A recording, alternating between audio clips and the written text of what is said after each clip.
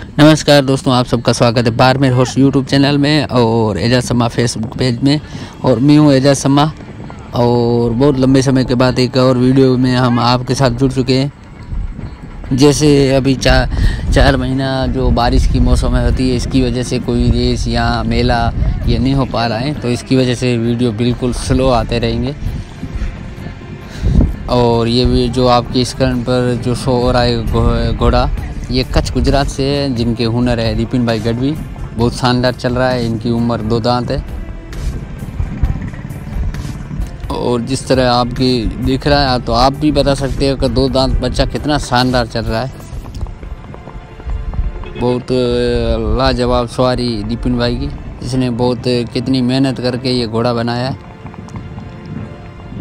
काफ़ी समय से ये भी घोड़ा चर्चा में था, तो आज इसका भी हमारे को जैसे जानकारी मिली तब इसका भी खुलासा हुआ गया है कि ये कच्छ गुजरात से घोड़ा है।